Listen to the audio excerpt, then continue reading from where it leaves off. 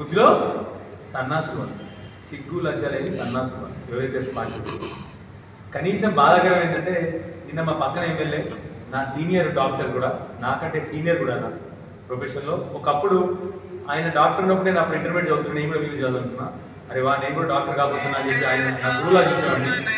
ఇవాళ ఆయన చూసి సిగ్గేస్తుంది అసలు సమాజం. కనీసం విషయం ఏంటంటే అంటే కనీసం ఎంత దొంగతనంగా పోయినట్టే పోయి జాయిన్ ఏంటంటే కనీసం ఆయన పక్కన ఉన్న పార్టీ వాళ్ళు కూడా జరగని పరిస్థితిలో పోయినట్టే ఏ దొంగ పని కోసం పోయినో మీరు ఒకసారి అందరూ ఆలోచన చేయాలన్నమాట.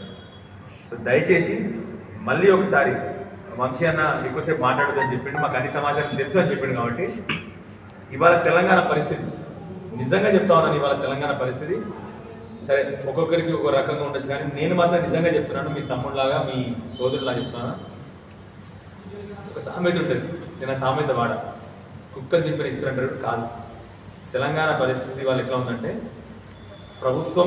ప్రభుత్వంలో ఉన్న నాయకులు, దానికి తోడుగా కొందరు తెలంగాణ ద్రోహులు కలిసి తెలంగాణ రాష్ట్రాన్ని ఇస్తారు చెప్పినట్టు పరిస్థితి. ఎవరు నాయకులు, కుక్కలు కాదు, నాయకులు, కొందరు దొంగ నాయకులు కలిసి తెలంగాణ పరిస్థితి. మీ అందరూ చిన్న రిక్వెస్ట్ చేస్తాం, మన ఊర్లో కూడా కొందరు నీట్ పీజీ ఎట్లా అయిపోయింది చూడండి. కరెంటు గురించి ఎవరు మాట్లాడతలేరు, పెన్షన్ల గురించి ఎవ్వరు మాట్లాడతలేరు. సీజన్ వచ్చింది, రైతు బంధు గురించి ఎవ్వరు మాట్లాడతలేరు, రైతు భరోసా గురించి. 24,000 పెన్షన్ అన్నారు, అది ఎవరు మాట్లాడతలేరు. ఇవన్నీ పక్కదారి పట్టాయి. ఏం మాట్లాడుతున్నాం, రోజు పొద్దున్న లేస్తే నీట్ ఎగ్జామ్ ఎందరు మంది అప్లై చేసిండ్రు, 3 లక్షల మంది. ఇక్కడ ఎక్కువ నీట్ ఎగ్జామ్ ఎవరు మాట్లాడతలేదు, దాని గురించి నీట్ ఎగ్జామ్ వీకెండ్ గురించి ఎవరు మాట్లాడతలేదు. మా సంజయ్ అన్న, బండి సంజయ్ ఒకప్పుడు ఇంటర్మీడియట్ ఎగ్జామ్ 10వ తరగతి బాగా ఎగురుతుండే. మరి అయినా నిన్న ఆదివారం కదా, నేను ఆదివారం సెలవు ఉంటుంది, ఇవాళ సోమవారం, మరి ఇవాళ మాట్లాడతానని చూస్తూ ఉంటాను. ఎవరు నీట్ ఎగ్జామ్ గురించి మాట్లాడతలేదు, ఎవరు పీజీ నీట్ ఎగ్జామ్ గురించి మాట్లాడతలేదు.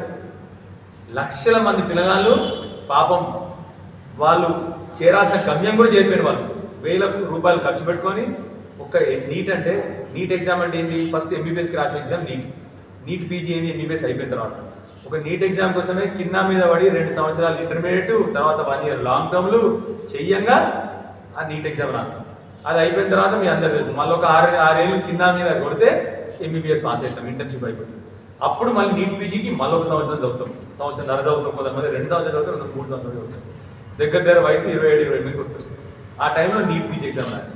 నీట్ పీజీ ఎగ్జామ్ క్యాన్సిల్ అయింది, ఎవ్వరు మాట్లాడతలేదు. యూజీసీ నెట్ క్యాన్సిల్ అయింది, ఎవ్వరు మాట్లాడతలేదు. ఏం మాట్లాడుతున్నాం?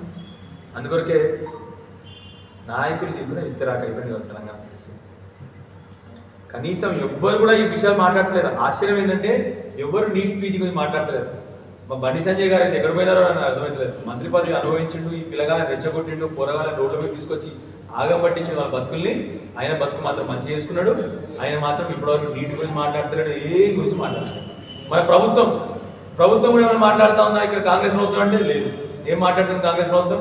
నువ్వు వస్తావా పార్టీలోకి, నువ్వు వస్తావా అని పార్టీలోకి, నీ బిల్లులు ఇస్తా, నీకు ఈ పైసలు ఇస్తా తప్ప ఇంకొక పని లేదు కాంగ్రెస్ ప్రభుత్వం. పెన్షన్ లేదు, రుణమాఫీ లేదు, రైతు బంధు లేదు, ఏమీ లేదు. ఇది పరిస్థితి. దయచేసి మా విలేకరుల్ని ద్వారా ప్రజలకు చెప్పదలుచుకుంది, మా విలేకరులు చెప్పదలుచుకుంది, మంచి ఇష్యూస్ మనం మాట్లాడుతున్నాము. మీరు కూడా దయచేసి న్యూస్ పేపర్లో కూడా నీట్ గురించి, నీట్ పీజీ గురించి, యూజీసీ నెట్ గురించి, మన రైతు బంధు గురించి, మన పెన్షన్ గురించి మీరందరూ దయచేసి అని రిక్వెస్ట్ చేస్తూ, నేను రాజకీయంలోకి ఎందుకు వచ్చినా మీకు చెప్పినాను. 100కు 100% దయచేసి ఈ టాపిక్ని ఎండ్ చేద్దాం. ఇంకొకసారి ఎవరికి ఆ డౌట్ కూడా రావద్దు. మీరు చెప్పండి, ఏ విధంగా చెప్పమంటారో ఆ విధంగా చెప్తాను.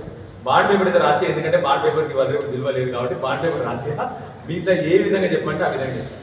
ఉదాహరణకి ఏమైందంటే ఇవాళ పొద్దున్నే ఇక మా దశరథం కార్లోకి ఎక్కింది.